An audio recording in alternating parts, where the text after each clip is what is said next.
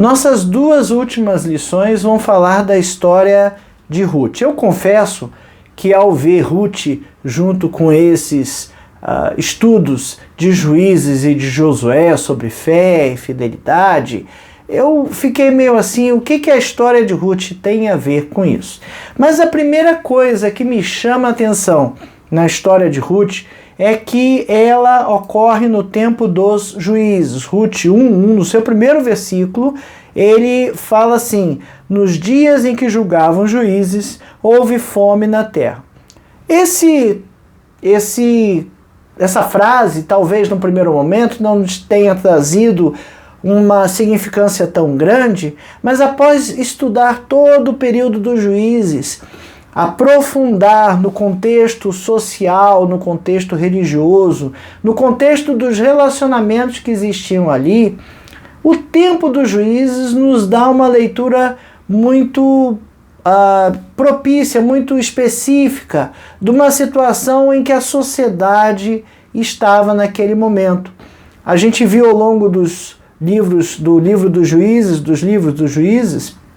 que esses juízes eram libertadores levantados por Deus, mas não necessariamente pessoas religiosas ou centradas exclusivamente na vontade de Deus. Eram guerreiros levantados para cumprir uma missão específica e eram abençoados por Deus. Alguns desses juízos nos mostram características que nós reprovamos tranquilamente, né? Olha, Sansão era muito libidinoso, enfim, tinha outras características que a gente vê e consegue condenar, por assim dizer.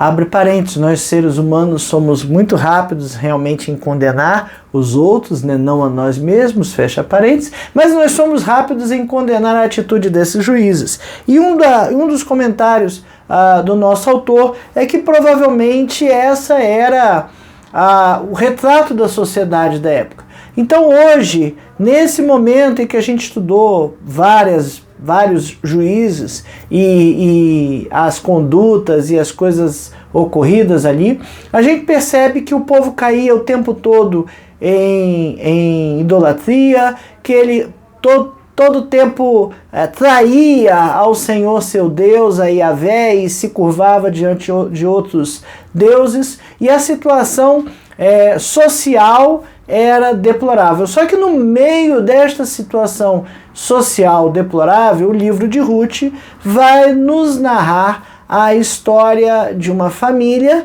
que, apesar de passar por problemas, tem uma conduta mais centrada na presença de Deus. Ruth, ela é descendente de Ló, né? E estava...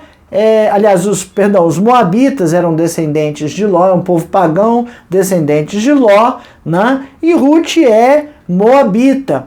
Mas você vai ver que lá a linhagem de Jesus, ela está na linhagem de Jesus. Lá em Mateus 1:5, o primeiro capítulo de Mateus vem apresentando toda a linhagem de Jesus. O versículo 5 cita lá: Salmão gerou de Raabe a Boaz. Este de Ruth gerou a Obed, Obed a Jessé. Então veja que Ruth era esposa de Boaz, teve um filho por nome Obed, e Boaz era filho de Raabe. Raabe, aquela prostituta lá de Jericó, lembra da história? Lá de Josué, lá do livro de Josué, quando a primeira batalha de Josué com o povo foi a tomada de Jericó. Ele mandou 2 espias para lá, e esses 2 espias ficaram abrigados na casa de uma prostituta chamada Raabe, e ela foi salva daquele extermínio. Então veja que Raabe, né, casou-se com Boaz, né? Raabe casou-se com Salmão, e Salmão gerou desse casamento Boaz. Boaz, então, vai casar-se com Ruth, e com Ruth ele vai gerar Obed. E aí segue a descendência toda de Abraão até Jesus. Então, Ruth ela está na árvore genealógica de Jesus. O foco deste livro de Ruth é o foco do comportamento desta família, né? E aí eu ressalto mais uma vez, é o comportamento de uma família que age corretamente perante uma sociedade que está agindo muito mal. Basta ver as últimas lições a respeito de Juízes, que a gente vê os sacerdotes sendo corrompidos, a corrupção dos sacerdotes, a corrupção de idolatria e de demais coisas, ok? Então o foco aqui é a família. É uma história bonita, é uma história que tem tragédia, tem humor, tem amor, mas eu fico imaginando o quanto de ibope uma história nesses dias traria, né? Porque, infelizmente, nos nossos tempos, se não tiver uma traição, se não tiver um pecado, se não tiver uma coisa assim, uma história acaba não fazendo muito sucesso. Ok? Bom, um fato curioso é que 2 livros na Bíblia têm como protagonista a mulher. Um é o livro de Ruth, cuja protagonista é Ruth, e outro é o livro de Esther, cuja protagonista é Esther, ok? Os 2 livros têm protagonistas femininas. A história de Ruth é narrada no início do povo da história de Israel, ainda em Canaã. E a história de Esther é narrada no final da trajetória dos israelitas. Esther já está no contexto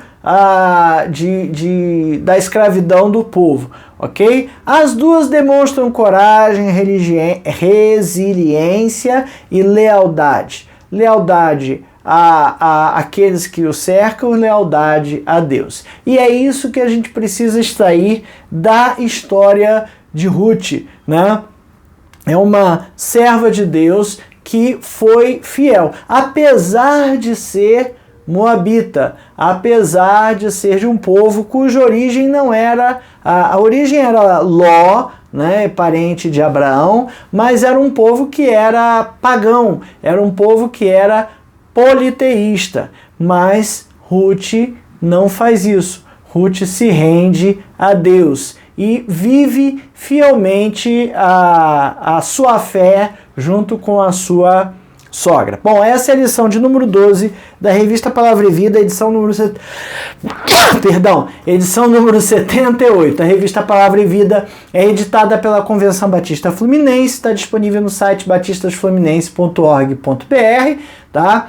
Você pode acessar o site, baixar uma versão em PDF para estudar, ou então entrar lá na Amazon e baixar a versão para o reader da Amazon, para o aparelhinho lá da Amazon que lê.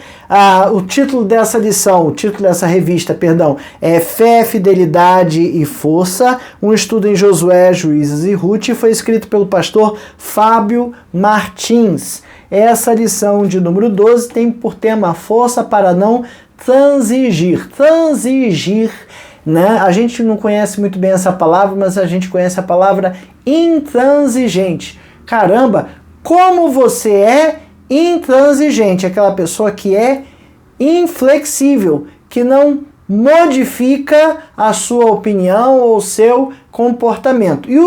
E o que está sendo citado aqui é justamente a força para não ser transigente, ou seja, a força para ser intransigente quando a gente fala de Deus, quando a gente fala de fazer a vontade de Deus. Eu já pego a primeira pergunta neste momento. Eu tenho sido intransigente no que tange a fazer a vontade de Deus, ou eu tenho mudado, eu tenho transigido, eu tenho flexibilizado aquilo que a lei diz, o que Deus diz, a vontade de Deus. Eu vou dar uma ajeitadinha aqui e vou fazer mais ou menos a vontade de Deus.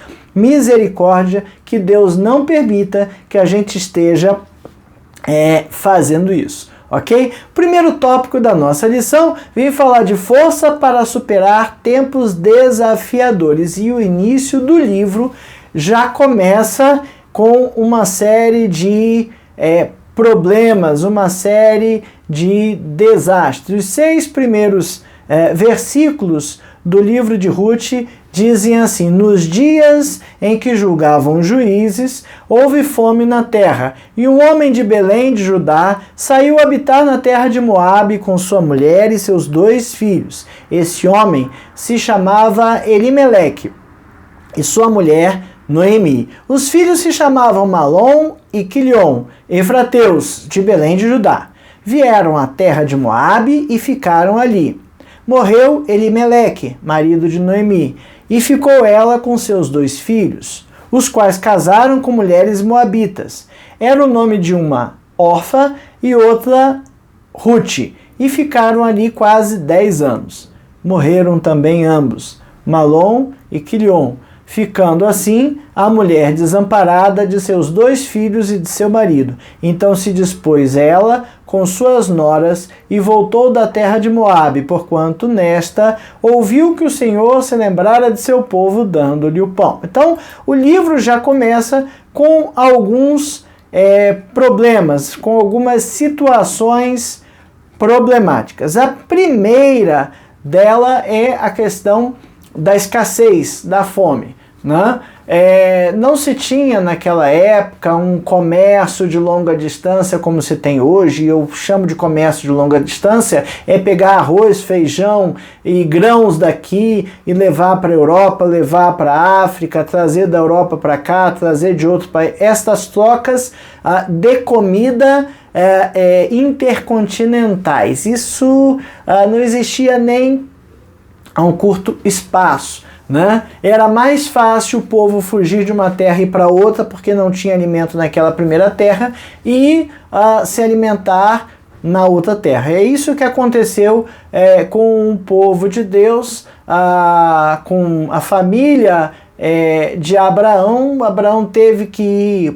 Isaac teve que ir para o Egito por conta de fome. Aí tem aquela história de José, aquela situação toda, mas o que fez Isaac mudar de Canaã para o Egito foi Isaac e Israel, né? Foi a fome, a escassez de alimento, ok? No primeiro momento eles foram buscar trigo, comprar trigo no Egito e depois acabaram se mudando para lá. Um fato curioso que Belém significa casa do pão, ou seja, seria um lugar de fartura, um lugar de alimento, um lugar que não teria carência de necessidade. Só que esta terra está passando por um problema sério, um problema de escassez de alimento, um problema de fome. Nós, na cidade, muitas vezes não temos a menor noção do que é passar fome ou passar necessidade. Talvez isso tenha ficado um pouco mais nítido para nossas gerações, para mim e para outras gerações, quando a gente teve a greve dos caminhoneiros em 2018, que alguns supermercados começaram a ter desabastecimento. E talvez nesse momento a gente tenha parado para pensar que o pacote de arroz não nasce na prateleira. Ele vem de algum lugar, né, que depende de uma cadeia para produzir, uma cadeia para processar, uma cadeia para empacotar, uma cadeia para transportar, além de todo o comércio que aquele supermercado ou os diversos supermercados precisam ter para que esse alimento chegue ao supermercado e chegue à nossa mesa.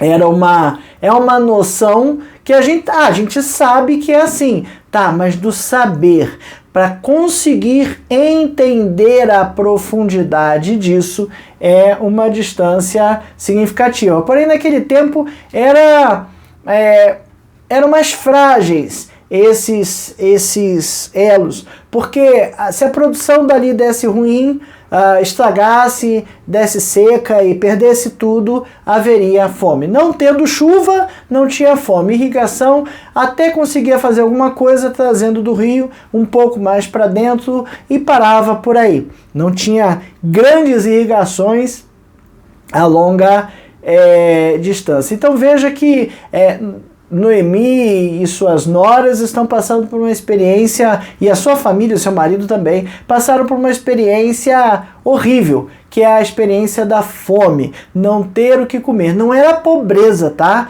Era fome. Fome, a escassez de alimento, você pode até ter dinheiro para comprar, mas não ter o alimento para comprar. É isso que aconteceu lá com Israel. Tinha dinheiro, né? Tinha posses, mas não tinha comida para comprar e nem conseguiu plantar, né? E a falta do pão físico, a falta do alimento é nociva para o homem, a gente enfraquece, adoece, a imunidade cai e chega a morrer de inanição. Assim como a falta do alimento espiritual também é extremamente grave. Nosso comentarista cita Amós 8:11, eis que vem dias, diz o Senhor, em que enviarei fome sobre a terra, não de pão, nem sede de água, mas de ouvir as palavras do Senhor. Deus tenha piedade de nós, que essa época não chegue na nossa presença, né? Mas foi o primeiro problema, o primeiro grave problema narrado aqui, escassez.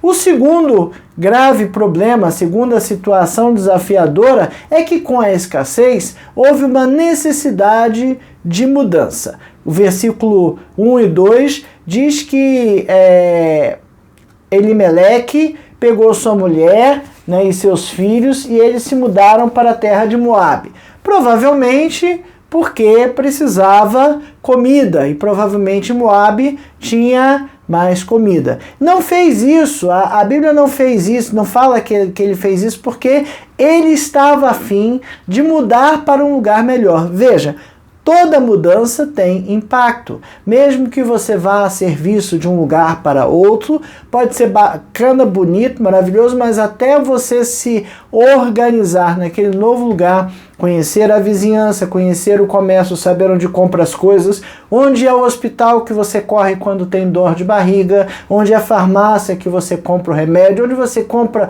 o pão do café da manhã, ou qual mecânico leva o carro para consertar, parecem coisas muito simples, mas são coisas do dia a dia que, dependendo da mudança que você passar, você vai ter que aprender cada uma destas coisas. Não é uma coisa muito simples. Só que nesse caso, não estava mudando porque eu queria mudar. Estava mudando porque se ficasse ali, teria vários problemas. E Elimeleque resolveu conduzir a sua família de uma cidade para outra. Ele teve que tomar esta decisão de mudar. Por quê? Porque ali havia a morte iminente, né? Havia a morte iminente ali, e ele teve que tomar uma decisão. Veja que às vezes a gente fica pensando se toma ou se não toma uma decisão, mas muitas vezes a gente precisa tomar a decisão de forma imediata. Precisa tomar a decisão, não pode postergar, porque se postergasse,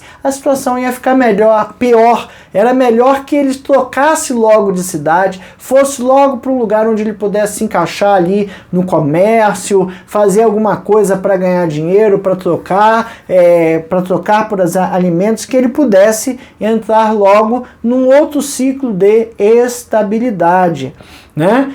Quando a gente fala de vida espiritual, vida familiar, em que a gente percebe que existem mudanças que precisam ser feitas, a gente não pode ficar esperando para ver qual o melhor momento para fazer essa mudança. Se tem que fazer, vai e faz. Se a gente está num caminho que leva à morte, a gente tem rapidamente que sair desse caminho que leva à morte e mudar e trocar por um caminho que leva à vida. E se a gente está falando de escassez de alimento e morte física, espiritual é pior ainda. Temos que sair do caminho que leva à morte eterna e colocar-nos num caminho que leva à vida eterna, se já não estamos. A terceira situação é a questão da morte, ou seja, ele mudou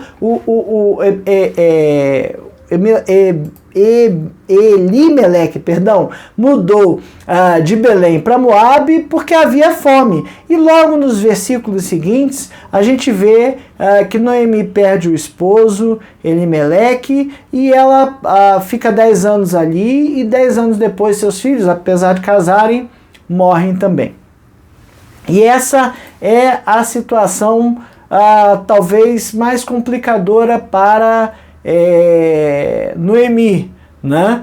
Porque a mulher, naquele contexto, ela não tinha como se sustentar, ela não tinha subsistência, ela dependia do trabalho do marido. E aí, quando a mulher ficava viúva, ela dependia do trabalho dos filhos. E aí, o que narra aqui no livro de Ruth é que Noemi primeiro perdeu o marido, a sua própria subsistência, mas tudo bem, tinha os filhos. 10 anos depois, perdeu os filhos. E aí, ficou sem subsistência nenhuma. A morte, para nós, sempre é um grande problema. Falar de morte, entender de morte é sempre um grande problema.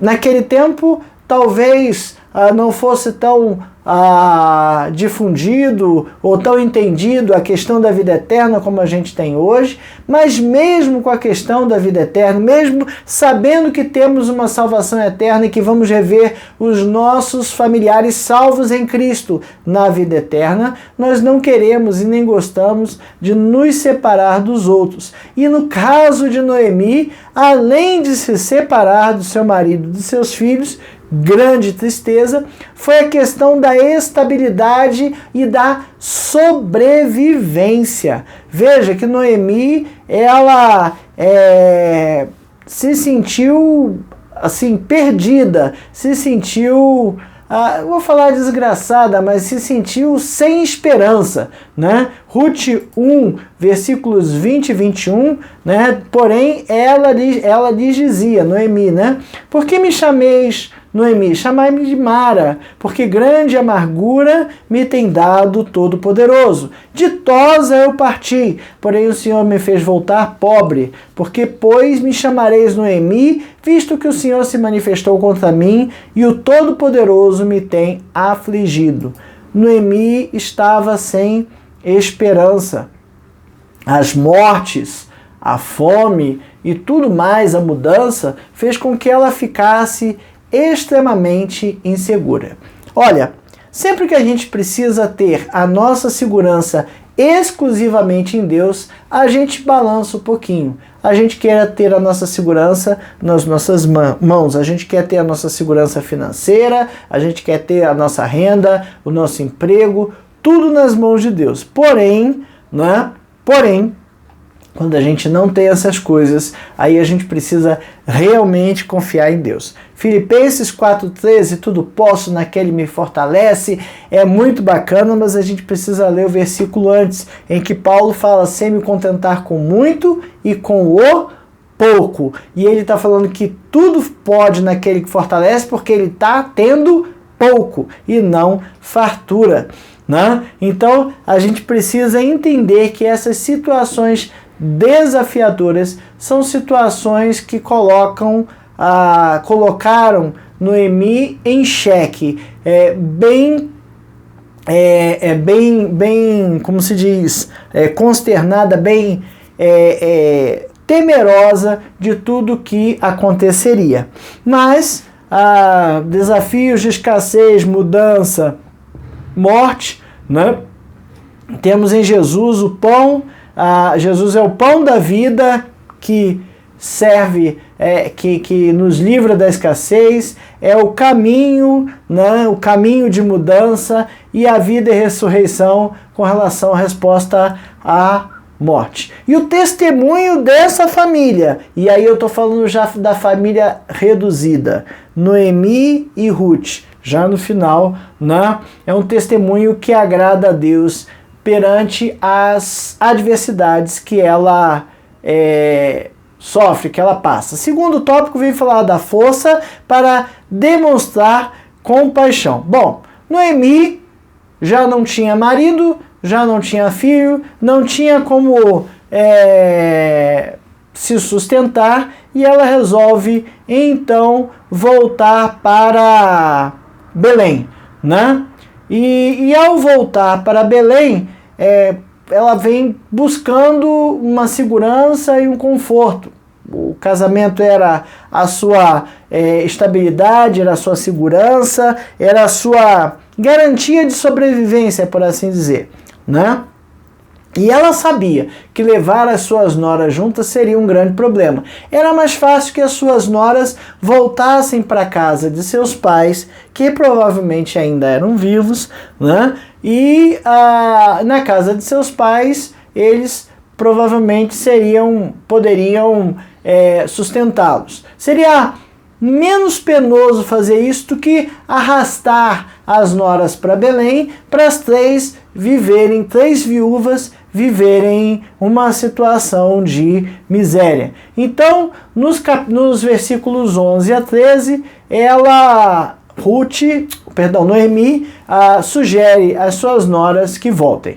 Versículo 11, Rute 1:11. Porém, Noemi disse: Voltai, minhas filhas, porque iríeis comigo? Tenho eu ainda no ventre filhos, para que vos sejam por maridos? Isso aí era o costume da época, que o irmão, né, casaria com a esposa. Tornai, minhas filhas, ide-vos embora, porque sou velha demais para ter marido.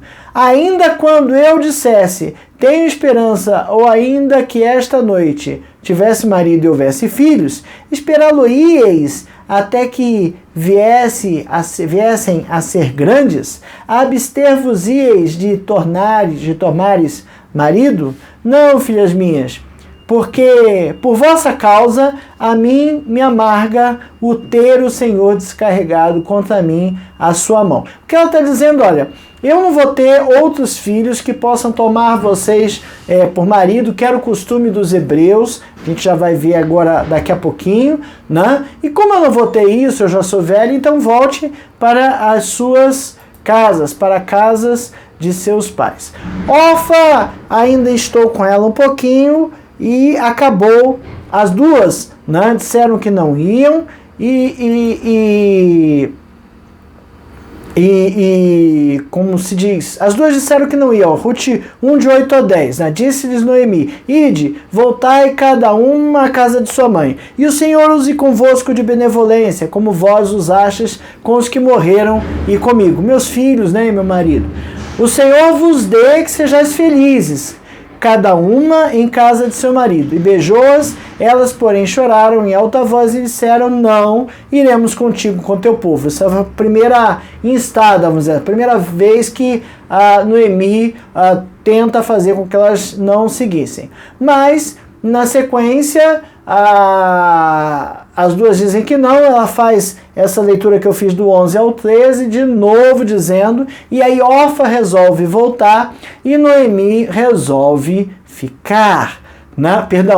Orfa resolve voltar e Rute resolve ficar com Noemi. Essa disse que não vai embora, né? E ela resolve ficar no caminho de solidão e pobreza que Noemi havia descrito. E Rute coloca um lindo compromisso com sua sogra Noemi, bastante conhecido esse texto, né? Rute 1 de 16 a 18 diz, porém, Rute: Não me enches para que te deixe e me obrigue a não seguir-te, porque aonde quer que fores, irei eu. Onde quer que pousares, ali pousarei eu. O teu povo é o meu povo e o teu Deus é o meu Deus. Onde quer que morreres, morrerei eu aí, e aí serei sepultada. Faça-me o Senhor o que bem lhe aprouver. Se outra coisa não me seja a morte me separar de ti. Vendo, pois, Noemi que de todo estava resolvida e acompanhá-la, deixou de insistir com ela. Então, o que Rute falou é que ela não voltaria para seu povo. Abre um parênteses bem interessante e importante aqui: voltar para seu povo, ou seja, voltar do povo de Deus para o povo moabita queria dizer deixar o Deus de Israel e voltar aos deuses da terra de Moabe, ok? E o que Ruth está dizendo é que ela não deixaria a sua sogra Noemi, não deixaria o povo de Noemi e não deixaria o Deus de Noemi. Ela cria em Deus, ok? E esse compromisso foi uma verdadeira declaração de fé. Quando a gente fala declaração de fé, é interessante que a gente entenda algumas coisas. Nós, batistas brasileiros da Convenção Batista Brasileira, temos um documento chamado Declaração Doutrinária da Convenção Batista Brasileira. Se você é batista e não conhece, eu sugiro que acesse o site da Convenção Batista Brasileira e baixe esse documento.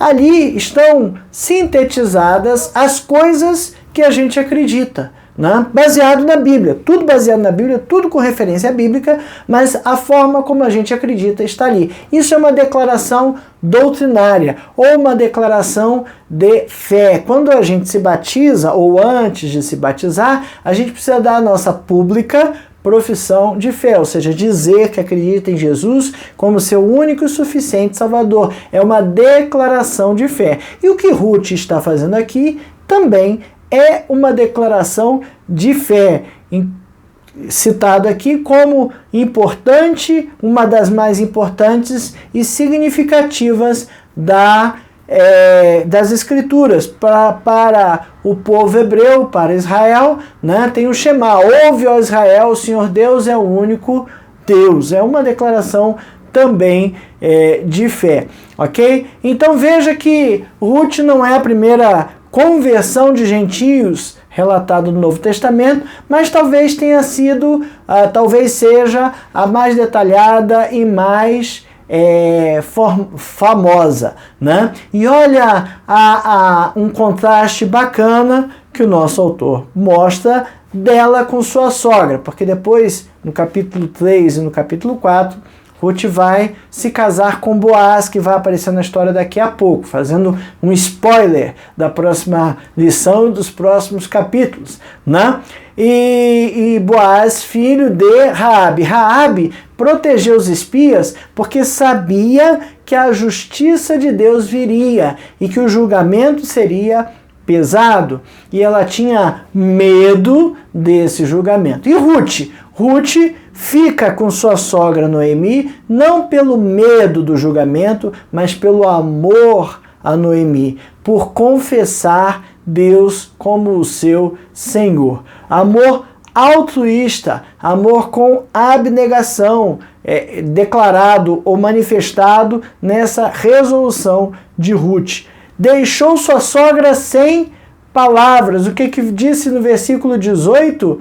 Vendo, pois, Noemi que de todo estava resolvida a acompanhá-la, deixou de insistir com ela. Não vou falar mais nada. Ela está resolvida, ela vai mesmo, então tudo bem, ok? E ambas chegam de uma forma tão triste, tão deprimente, que a cidade não reconhece elas. Os últimos versículos desse capítulo, 19 ao 21, né, tem ainda o 22, mas do 19 ao 21 diz assim: então, ambas se forem até chegarem a Belém. Sucedeu que ao chegarem ali, toda a cidade se comoveu por causa delas. E as mulheres diziam: essa não é a Noemi? Não é esta Noemi? Porém, ela lhes dizia: não me chameis Noemi, chamai-me Mara, porque grande amargura me tem dado o Todo-Poderoso. Ditosa eu parti, porém o Senhor me fez voltar pobre. Por que, pois, me chamareis Noemi?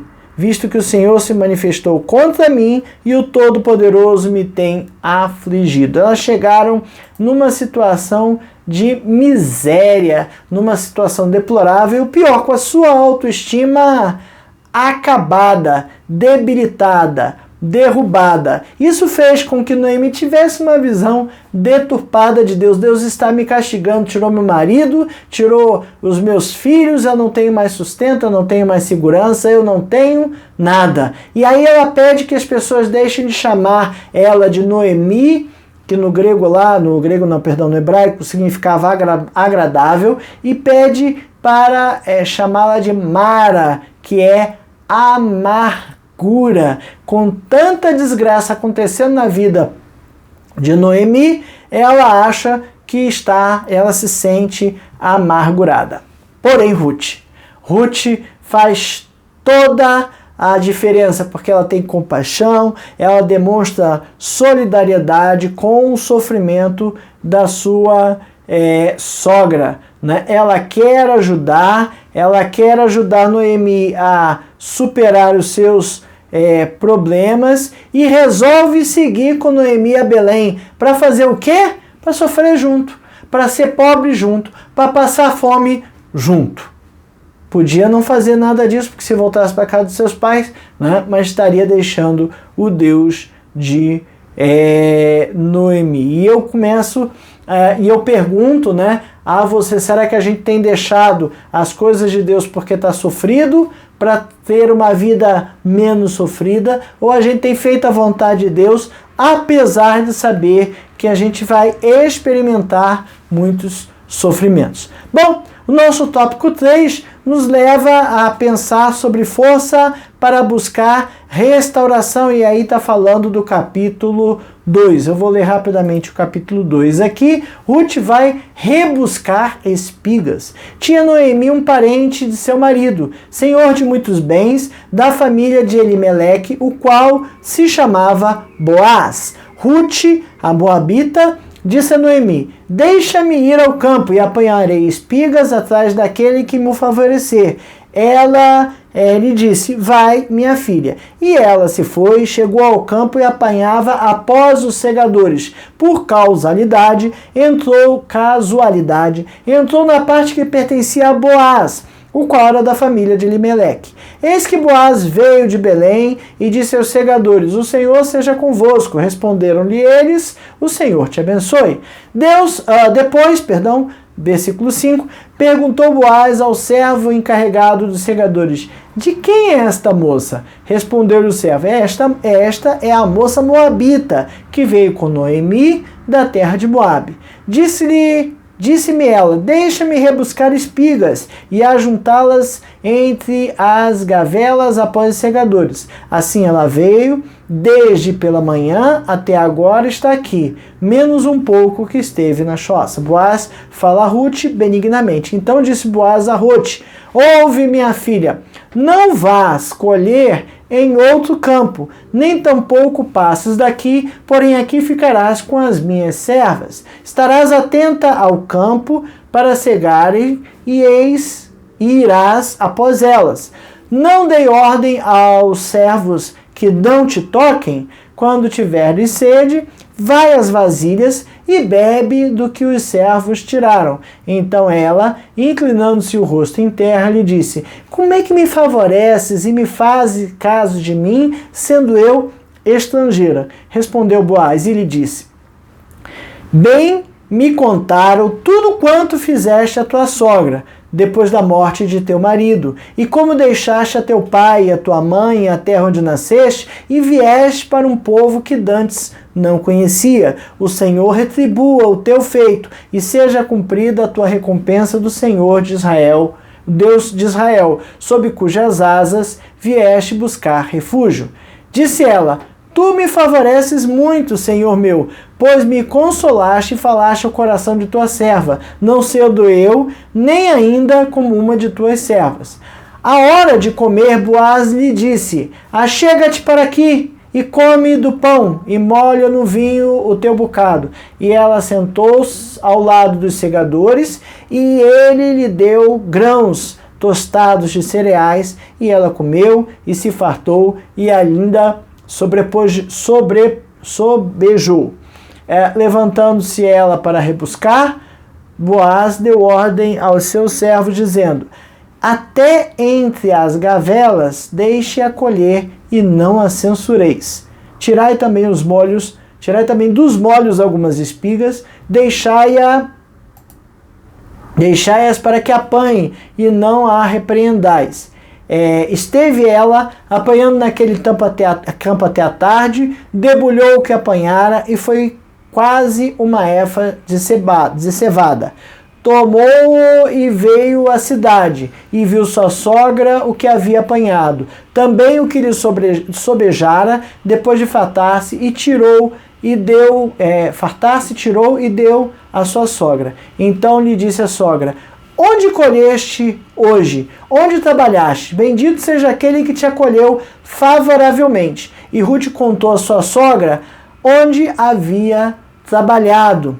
E disse: o nome do Senhor em cujo campo trabalhei é Boaz. Então Noemi disse à sua nora: bendito seja ele do Senhor, que ainda não tem deixado a sua benevolência, nem para com os vivos, nem para com os mortos. Disse-lhe mais Noemi: esse homem é nosso parente chegado e um dentre os nossos resgatadores. Continuou Ruth, a moabita: também ainda me disse: com os meus servos ficarás até que acabem toda a cega que tenho. Disse Noemi a sua nora Ruth: bom será, minha filha, que saias com as servas dele, para que noutro campo não te molestem. Assim passou ela a companhia de suas servas de Boaz para colher, até que a cega da cevada e do trigo se acabou, e ficou com a sua sogra. Bom, uma regra que eu quero chamar a atenção está lá em Levítico 23, 22 e também Deuteronômio 24, 19. Olha o que fala Levítico 23, 22. Quando cegardes a messe da vossa terra, não rebuscareis os cantos do vosso campo, nem colhereis as espigas caídas da vossa cega. Para o pobre e para o estrangeiro as deixareis. Eu sou o Senhor, vosso Deus. Deuteronômio 24, 19. Quando do teu campo cegares a messe e nele esqueceres um feixe de espigas, não voltarás a tomá-lo. Para o estrangeiro, para o órfão e para a viúva será, para que o Senhor teu Deus te abençoe em toda a obra das tuas mãos. Então, o que está acontecendo aqui? A Ruth resolve fazer alguma coisa que estava prevista na lei. Ao colher, o que caísse no chão, o que ficasse para trás, os ceifadores, os colhedores, não iriam voltar para pegar nem o do chão, nem o que ficasse para trás. Então, Ruth se dispõe a ir atrás dos ceifadores, pegando o que estava no chão, para que ela tivesse algum alimento, ok? Isso já era da lei. E ela, possivelmente sabendo alguma coisa da lei, foi atrás para fazer isso. Era um trabalho complicado, era um trabalho difícil, era um trabalho penoso. Boaz era um homem de posses, né? E acabou que ela foi rebuscar espigas naquele campo para prover a sua sogra. Não sei, não ficou claro para mim se ela foi trabalhar para Boaz ou se ela foi pegar as espigas que caíam atrás do campo, atrás como se diz, da cega. Para mim, meu entendimento é que ficou atrás da cega, sobretudo por conta da lei lá de Levítico e Deuteronômio, mas de qualquer maneira era um trabalho pesado, humilhante, um trabalho para homem, né? E Ruth, independente disso, se dispõe a fazer. Boaz nota aquela menina lá, de quem é essa moça, né? De onde ela vai. E contam a Boaz que ela era a nora de de Noemi, a nora de Noemi, né? E Boaz entende que deveria fazer o bem para ela. E Boaz deixa com que ela se aproveite ali da sua sogra. Ele faz uma gentileza, né? E o nome Boaz é aquele que provoca risos, então imagina que é uma pessoa bondosa. Ele deixa ela tomar água junto com os trabalhadores, ele dá ordem para que ninguém mexesse com ela, né? Ele dá ordem não só que deixasse ela pegar as espigas que caísse, mas fala para os seus empregados, olha que engraçado, versículo 16, muito engraçado. Tirai também dos... levando-se ela Boaz até as gravelas deixei colher e não censureis. Tirai também dos molhos algumas espigas e deixai-as para que apanhe, e não a repreendais. Né? Ou seja, deixa cair umas espigas grandes, bonitas, deixa cair, deixa para que ela pegue, deixa para que ela se farta disso. Não a repreendais, deixa ela fazer. ok? Então Boaz age de benevolência, né? E deixa com que ela fique ali respigando com os trabalhadores até o final da colheita. Ele faz um benefício, né? E aí a coisa começa a mudar, porque se Noemi e Ruth não tinham com o que sobreviver, Deus agora traz a provisão através de um costume, através de uma condição da lei, mas não só isso, ela respigando o campo poderia, em outras plantações, poderia algum homem tomá-la, enfim, humilhá-la, poderiam acontecer coisas ruins, mas ele oferece proteção a ele. E aí aparece um outro assunto que é o resgatador. O resgatador era um parente próximo, previsto na lei, que tinha 4 funções ou 4 deveres, né? O primeiro deles é resgatar um parente que havia sido vendido como escravo, está lá em Levítico 25, do 47 a 48. Seria comprar um campo herdado que o parente tivesse perdido, ou seja, resgatar o que era herança, Levítico 25, de 25 a 28, vingar o sangue, como estava em Números 35, 19, ou quarto, né, casar-se com a viúva do seu parente a fim de dar-lhe a descendência. Então, se um filho morreu, o outro deveria casar-se com a esposa de seu irmão também e dela gerar um filho que seria filho não dele, em cima do seu irmão, ou seja, seria a descendência de seu irmão. Era a lei, né? Tem um nome isso aqui, lei do levirato, né? Está lá em Deuteronômio 25, de 5 a 10, o levirato, que era dar a descendência do seu irmão. E quando não tinha o irmão, tinha uma sequência de parentes conhecidos ali, que seriam os resgatadores, aqueles que poderiam tirar a viúva do problema, tá? Do problema de não ter o seu sustento. E Boaz era um resgatador. Porém, Boaz não age no primeiro momento. Por quê? Lá em 3:12, Ruth 3:12, que a gente vai ver depois, ora, é muito verdade que sou seu resgatador, mas ainda outro resgatador há mais chegado do que eu. Eu sou seu resgatador, tá certo. Mas tem um mais chegado.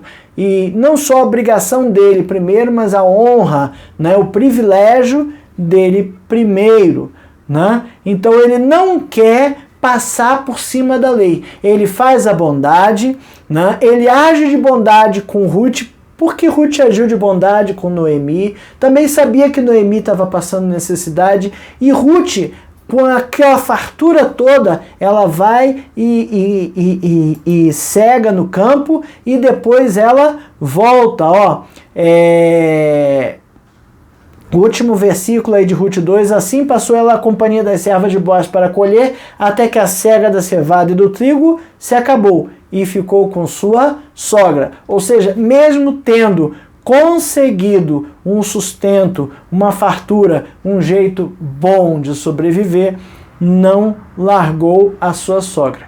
E aí a gente tem 3 personagens aqui que não transigiram, ou seja, não fizeram concessões a ponto de deixar a lei, de deixar suas promessas, os seus compromissos de lado, né? Noemi, ela dá liberdade às suas noras de voltar para não submetê-las a uma situação de pobreza extrema, de fome. Ela não se vitimiza, ela não manipula, ela não impõe. Se vocês quiserem ir embora, podem ir, eu morro aqui de fome, tranquila, porque Deus vai me levar. Não, ela não está se vitimizando. Ela está, olha, não é justo, vocês vão morrer de fome, na casa dos pais de vocês,